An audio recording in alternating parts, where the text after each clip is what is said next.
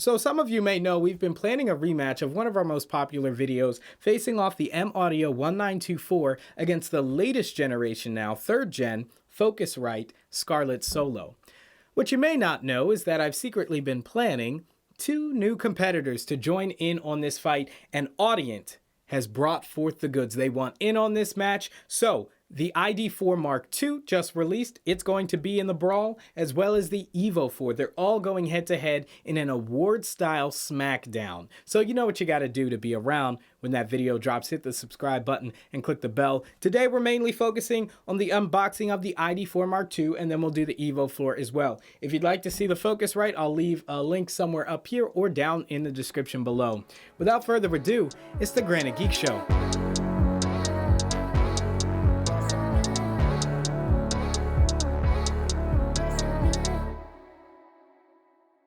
All right, here we go with the box. This thing is brand new, and it's also my first experience with Audient interfaces. This is their iD Mark IV. We got a picture of it here. I know that the first generation was a lighter silver, as where this is like a space gray, definitely to fit the aesthetic of your iMac Pro and your Pro level Macintosh computers.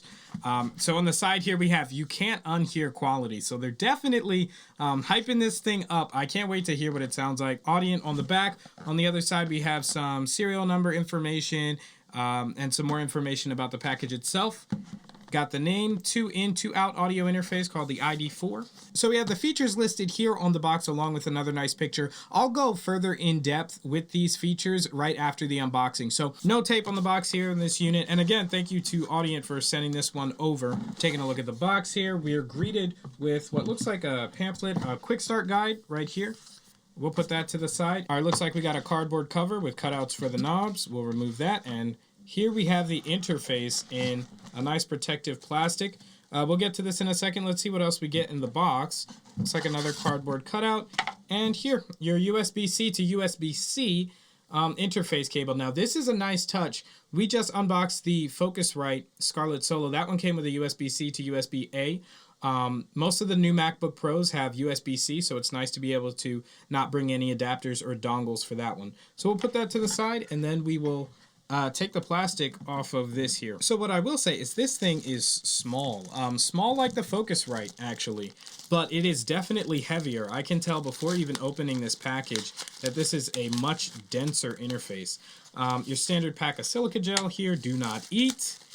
And here we have the interface in a lovely space gray. Really matches the aesthetic of the Pro line of Macintosh computers. Okay, so let's cover the top of the interface. First off, we've got this big multi-function step motion knob. So this isn't continuous. It goes click, click, step by step. We've got our ID button here, which seems to be a soft touch plastic. That's multi-function as well. This mute button, we've got our input versus DAW monitor mix. So this is in a situation where you would want super low latency. You can turn it all the way to directly monitor the input, as where if you don't need that and you'd like to hear completely what's coming out of the computer, you switch that all the way to DAW. And DAW basically means whatever's coming out of your computer. So these 2 knobs control the 2 inputs. This is your microphone, obviously, and that's your guitar. And here we just have gain knobs for those. We've got our LED here indicating phantom power, as well as our USB indicator telling us that it's plugged in correctly. And of course, right here, we've got our meters. So now this is an interesting way to do your input LEDs. Of course, I've used the Focusrite Halo LEDs as well as the stack LEDs on the M-Audio 1924.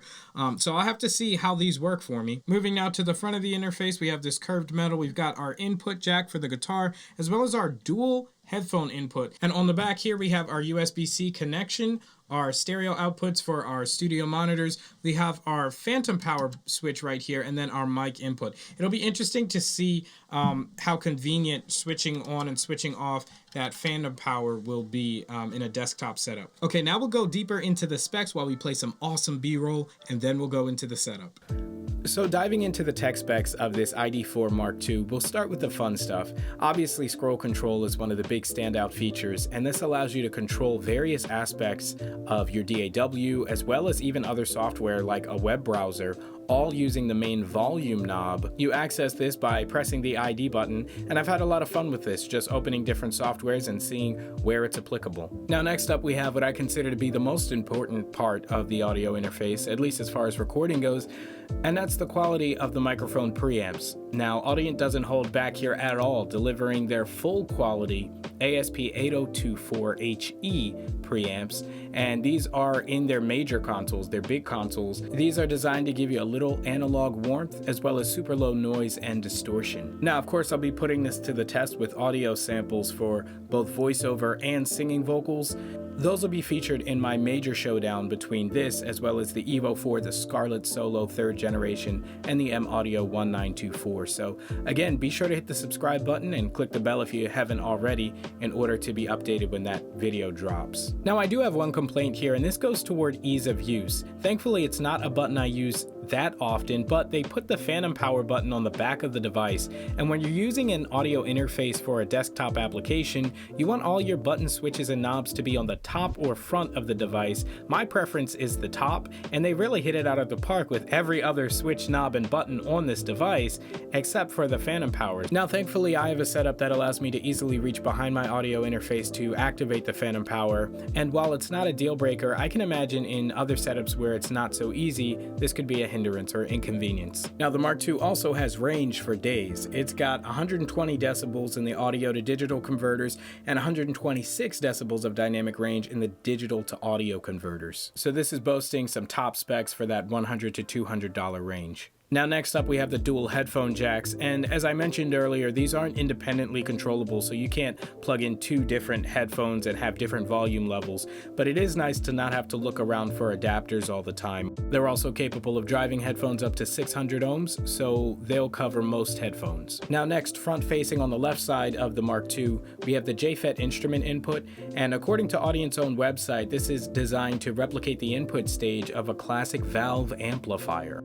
Now the iD4 Mark II is also iOS compatible, and this is really nice to see. A lot of audio interfaces are doing this now as we prepare for a more mobile recording setup. I know the iPad Pro is USB-C now, so this will work nicely with that. This is super useful for me because I do a lot of mobile recording, whether I'm doing a podcast going to someone's house, and I do carry my iPad Pro. Although I do worry about just throwing such a pretty device into a bag. Even though it's well built and it doesn't feel flimsy at all, it's almost too pretty. Now as far as record quality, this records at 24-bit 96K, and I know you're probably wondering, there are other options in this price range that record at up to 192K, but what Audient is doing here is they're really niching out. They know exactly who their market is here, and most of them do not record at anything higher than 96K, so it seems they're putting all of their time, money, and effort into making the highest quality product that meets their customers' needs, no more, no less. And then lastly, you're going to get about 7 pieces of free software as to the recording of this video. Everything from virtual instruments from GeForce, Waldorf, etc.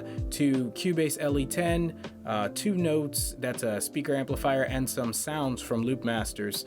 Okay, so now we're going through the setup process for the iD4 Mark II. You're going to go to a website like this called audient.com/id4/downloads. From there, you're going to grab Mac OS drivers. You're going to download that. Once you've done that, there will be an app on your desktop, looks like this. You're going to go ahead and click that, and then you're going to drag this right into your applications folder. Okay, and now that we've done that, we're going to go ahead and plug the device in with the included USB-C to USB-C cable. Of course, any of these you have lying around works as long as it's USB 3.0 or higher. And here we have our LEDs lighting up like it's Christmas. We've got our mute on the speakers automatically on, and our USB indicator saying that we're plugged in. Now this again is a class compliant audio interface, so it shouldn't take too much more than that, honestly, to get it started. So we're going to go ahead and jump into settings, go to sound, see if it's showing up, and here we have Audient iD4. Audient iD4 chosen as an output source. So let's plug in some speakers. Let me shut these down first. And let's plug them in. Got right and left. We'll take those out of the focus right. And we'll go left and right. So opening it up here, it actually says it requires a firmware update right off the bat. So we're going to go ahead and hit OK. I'm assuming that process is happening. Yes, so we're getting a beach ball. This is on the M1 Mac Mini, so Maybe this will take a minute. Oh, nope, it didn't. Okay, now you can choose where you want to update the firmware. So don't click this. You don't want to update it from a file. You want to get it straight from their website. That'll have the latest and greatest drivers, I'm sure, and firmware. So now it says, please quit any applications using the interface. We don't have any of them using the interface currently. So we're all set, and we'll hit OK.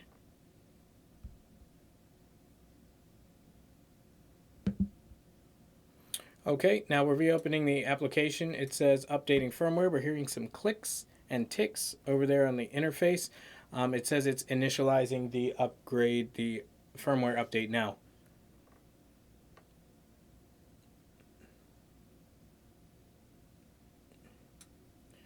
And we got a couple more ticks there, and it says the firmware is updated. So we're going to go ahead and click complete, or we're going to hit OK. So from there, you're met with the Art Creative Hub page, and this is where you're going to get all your free software from. So I'm not a member yet, but you can see they have the software listed right there, all the different things that you get. So you can go ahead and join that if you want to take advantage of that software. We're going to go ahead and fill out this sheet, put in our credentials. I don't understand. Am I a robot?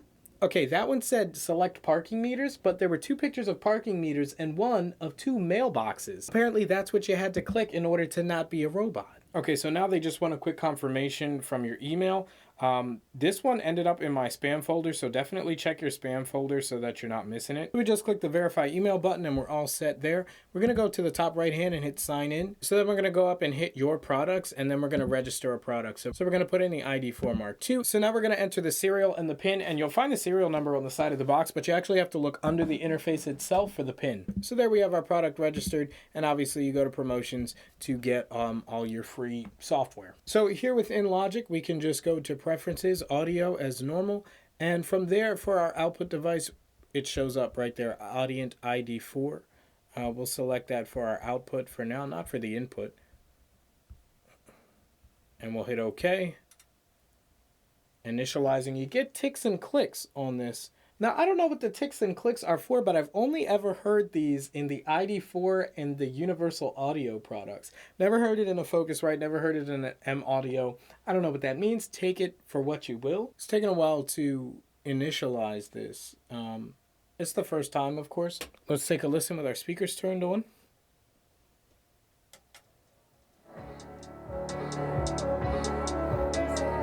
So this here is obviously the theme song for Granite Geek Show. We have our speaker mute button. So here we have our stepwise volume knocker, and we can also dampen the audio sound by just clicking on the button once. And we can actually set our levels for the dampened audio and for the full audio. Very nice. Now to get into more controls of this device, we're going to go into Show Loopback Mixer, and this is going to show an interface. This is a software from Audient where you can control the individual mixes for you as a mixer, also whoever's in the booth, and any variation thereof. Overall, guys, I don't think anybody's going to be disappointed in this purchase. It's a premium device, premium build, premium sound quality, all the specs. So that's going to wrap up our ultimate review. We did an unboxing, we did setup, we dove into the tech specs with my thoughts on that. Definitely subscribe and click the bell once again if you want to see this go head to head with the likes of the Focusrite Scarlett Solo 3rd generation, its little brother, the Evo 4, and the M Audio 192 Air. Thank you guys so much for watching. As always, stay tuned. I'll see you in the next one. It's the Granite Geek Show.